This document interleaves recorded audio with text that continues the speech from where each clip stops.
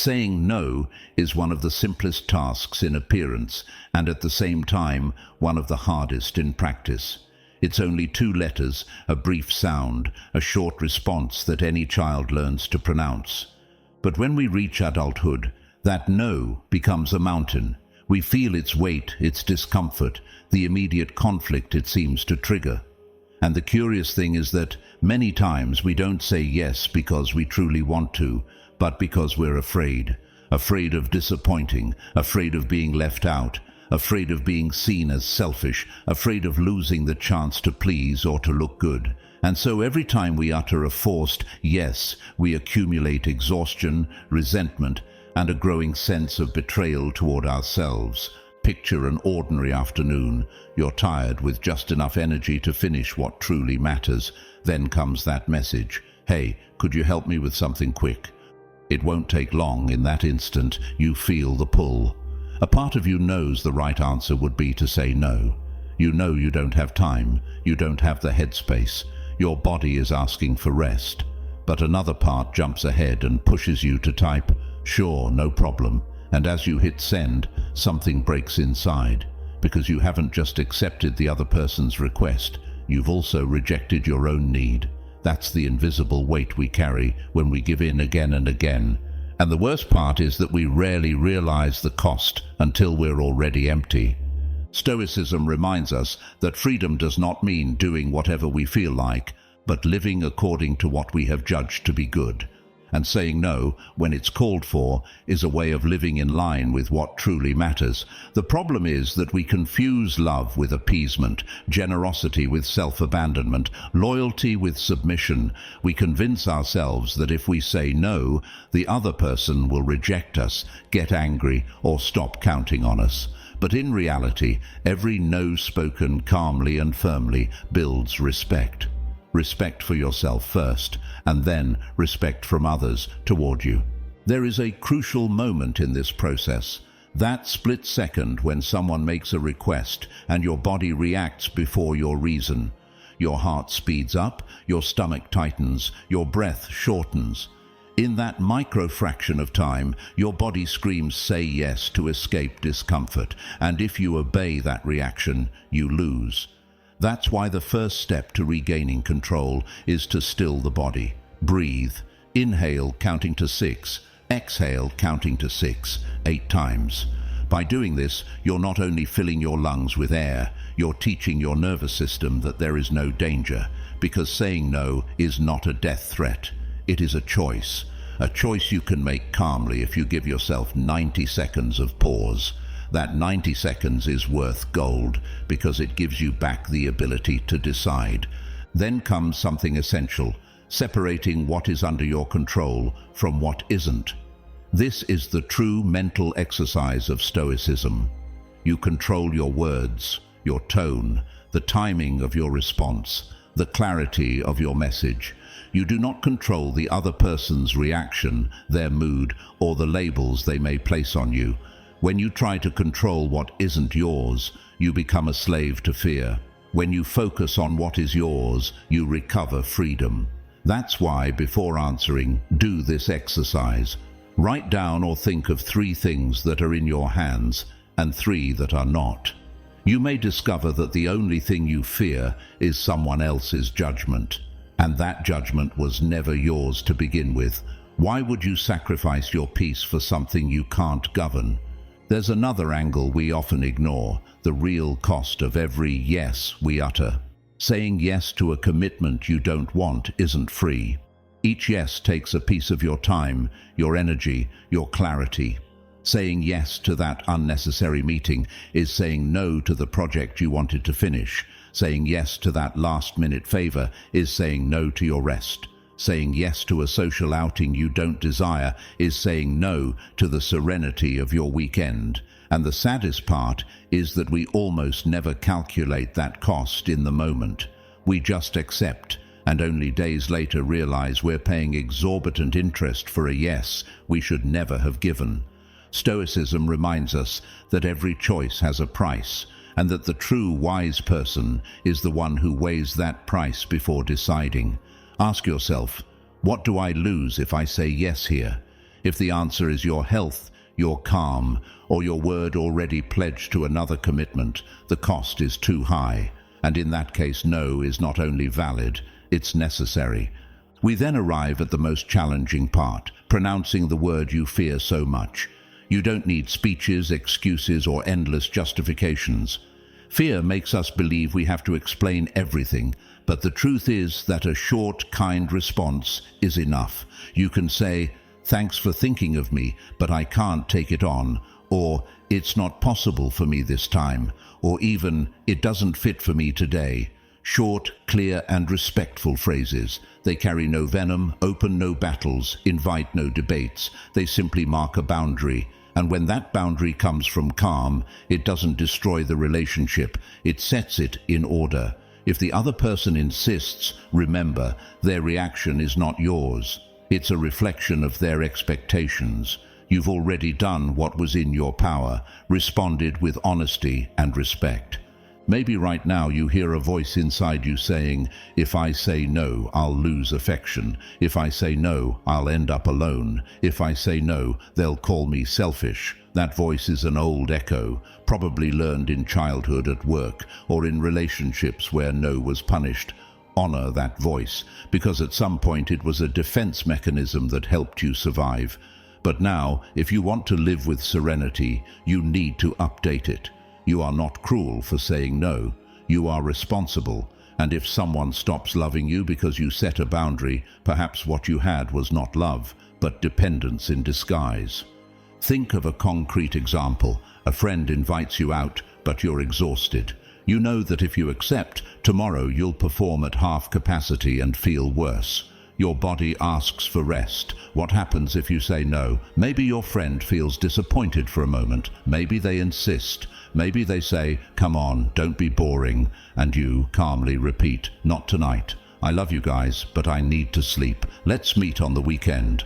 What do you really lose? Just a couple of hours of conversation you wouldn't even enjoy in your current state. What do you gain? Energy, clarity, and the satisfaction of being faithful to yourself. That exchange is fair. That exchange is wise. Now let's pause in the body, because that's where fear shows up first. When someone asks you for something and you don't know how to refuse, it's not your head that decides, it's your pulse. The heart beats faster, the breath quickens, the throat dries. Your body prepares as if there were a real threat, as if saying no put your place in the tribe at risk. That reaction is natural, but it's not fair to your present life. You are not in danger for protecting your time. You won't die for setting a boundary. You won't lose everyone for refusing to carry what doesn't belong to you. To dismantle that illusion, you need to train your body to calm itself before responding. Breathe. Inhale for 6 seconds. Exhale for 6. 8 times. Do it even if it feels absurd at first. Do it even if the person is waiting on the line. Each breath is a reminder that you are the owner of your yes and your no. After breathing, observe your thoughts. What is actually holding you back? Often it's not the request itself, but what you imagine will happen if you say no. We imagine being labeled selfish, being left out, losing something we'll never recover. But those are mental movies, not facts.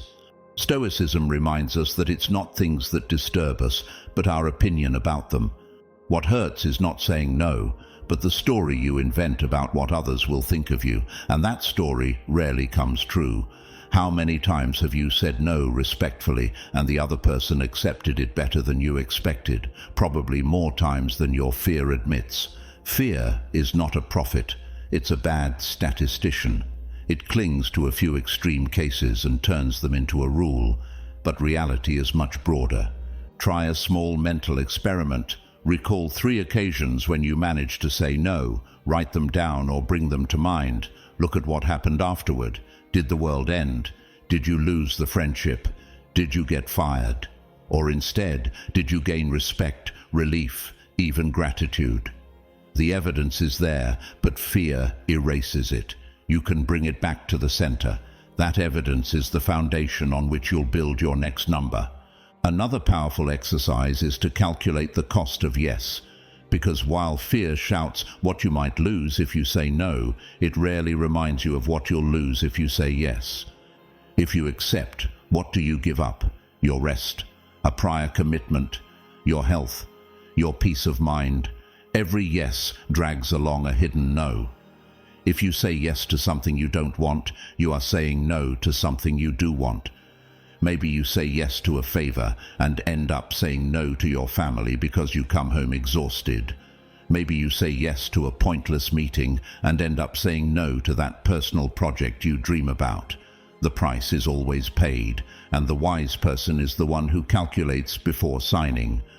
Ask yourself, is this exchange worth it? If the answer is no, then your answer must also be no.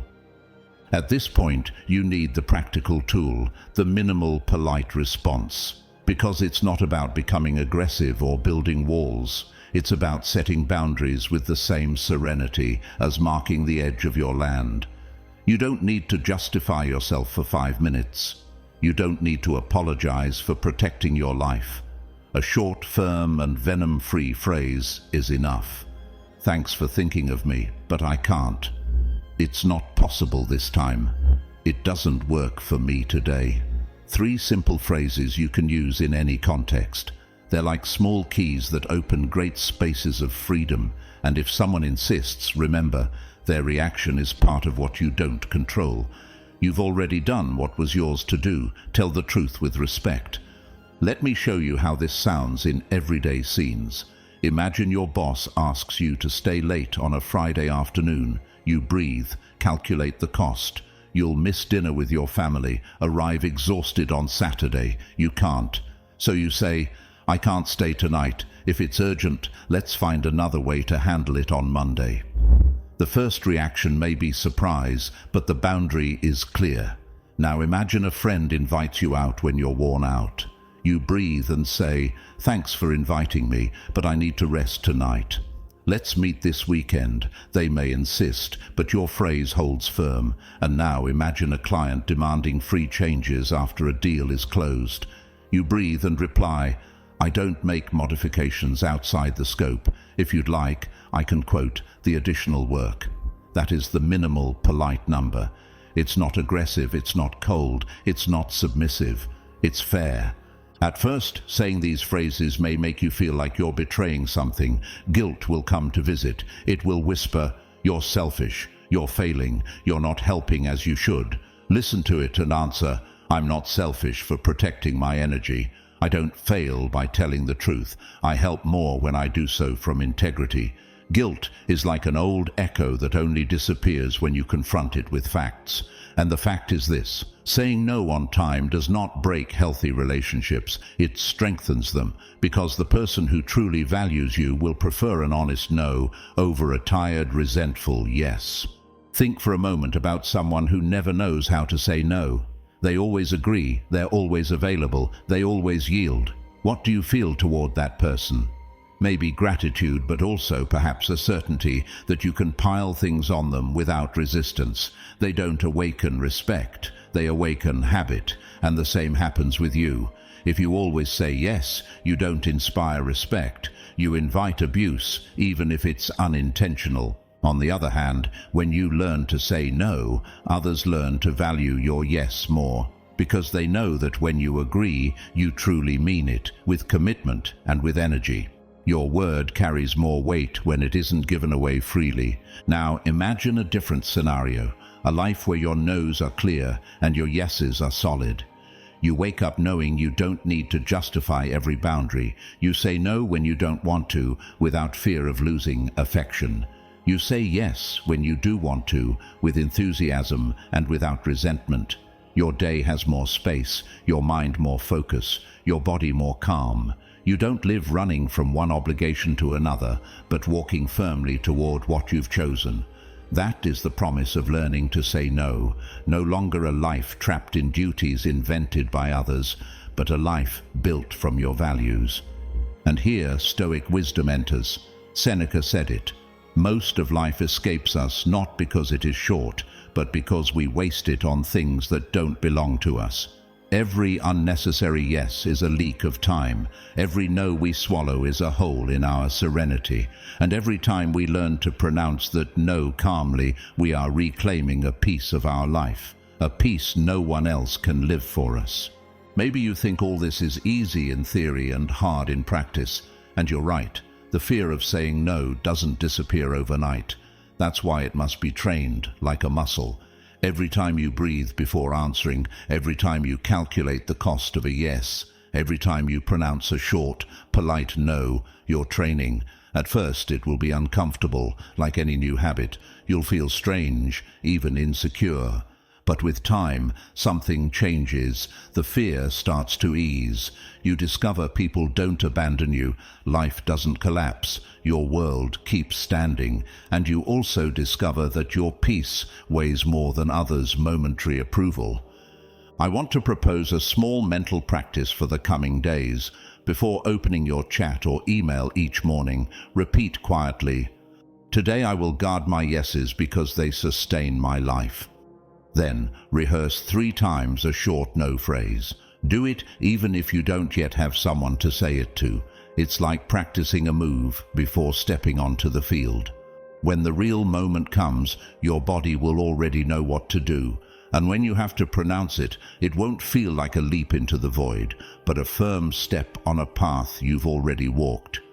Imagine that today you'll receive 3 requests, 1 from work, 1 from family, 1 social. You already know life always brings these tests. What happens if you breathe, separate what's in your control, and answer with your minimal, polite response? At work, maybe you say, "I can't today, but I'll deliver it properly on Friday." With family, "I'm not going today, I need to rest. See you Sunday." Socially, "Thanks for inviting, but I'm not going out tonight." 3 short phrases that uphold your entire day, and if someone gets upset, remember, what they think is not yours. Your duty is to guard your word, not their judgment. Some will tell you, "But if I say no, I'll lose opportunities." The truth is that opportunities that depend on your constant sacrifice are not opportunities, they're traps. Real growth comes when you learn to choose calmly, not when you accept out of fear. Others will tell you, "If I say no, I'll end up alone." And here, Stoicism is clear. Better to be alone in truth than accompanied in lies. Because relationships sustained only by your forced yes are not relationships. They are contracts of exhaustion. And when you begin to say no, those contracts break. It may hurt, but after that rupture comes clarity. You surround yourself with people who respect your voice. I don't want you to see no as a wall, but as a door that closes out what drains and opens space for what nourishes. The no you practice today doesn't make you less generous. It makes you more just, because it lets you give truly when you want, to whom deserves it, and in the way you can sustain. No is pruning, and only the tree pruned in time grows healthy and strong. The tree that never sets limits bends, breaks, or withers. You too need that pruning. You too deserve to grow straight. Now, think about how your reputation changes. The one who always says yes doesn't inspire trust. They invite exploitation. The one who knows how to say no inspires respect. Because their yeses carry weight, because when they accept, they follow through, because they don't make empty promises. That's the mark you want to leave, someone whose word matters, not because they're always available, but because they're always coherent. Stoicism would sum it up like this: better little and good than much and broken. Let's also talk about guilt, because it will be your most insistent shadow. It will make you feel like you're failing, not helping, letting others down. But look closely. What happens when you yield out of guilt? You give halfway, you do it tired, you do it without desire. Is that helping? Is that love? Number. That is planting resentment in both yourself and the other. True love is clear and honest. True service is born from freedom, not pressure. So next time guilt bites, answer, "I don't owe you a mask. I owe you my truth." I want you to imagine how your week would change if you applied this protocol at least once a day. Instead of carrying 5 commitments you didn't want, you end up with 2 that truly matter. Instead of reaching Friday exhausted, you arrive with energy. Instead of resenting those around you, you enjoy their company because your yeses are free. And most of all, instead of being angry with yourself for yielding, you look in the mirror and think, "Today I was faithful to what I decided." That feeling is worth more than 1,000 little favors accepted out of fear. Next time someone asks you for something and you feel the pressure to say yes, remember this order. Breathe 8 cycles of 6 and 6. Separate what you control from what you don't. Calculate the real cost of your yes, and pronounce a short, polite phrase. Then write in your notebook, "Pause done." That small ritual will be your secret victory. No one else will see it, but you'll know you took a step toward freedom. And step by step, day by day, that freedom will become your way of living. I want to leave you with a final image. Picture your life as a glass of clear water. Every time you say yes out of fear, someone sticks a straw in and drinks from your glass without asking. At first you don't notice because there's still water. But one day you look and the glass is empty and you're thirsty. Every no you pronounce calmly plugs one of those straws. And every true yes you choose is a sip you decide to share. That way your glass never runs dry, and those who drink from it do so because you truly want to offer it. That is the art of saying no, preserving your water to nourish what truly matters. If you've come this far, I want you to carry one certainty. Saying no doesn't make you less, it makes you more whole. It doesn't distance you from others. It brings you closer to those who truly respect you. It doesn't destroy your generosity, it purifies it. And it doesn't extinguish your love, it makes it stronger, because it gives where it can truly flourish. Today you hold the chance to practice. Don't wait for the big occasion, start with the small. The late night message, the invitation you don't want, the favor that's not yours to carry. Breathe, separate, calculate, and respond.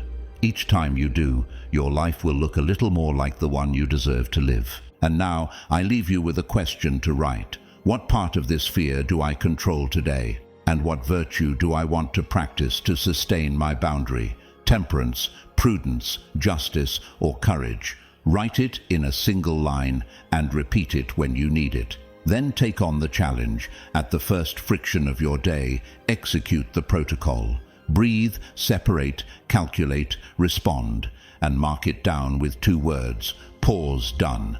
That will be your training, your daily practice, your path to a freer life. If this reflection has helped you, share it with someone who always says yes and ends up exhausted. Subscribe to receive these daily resets and build together a community of people learning to guard their energy and live with serenity. Tomorrow we'll return with another practice, but today hold on to this. Your no is not weakness. Your number is strength. Your no is love. Your no is freedom.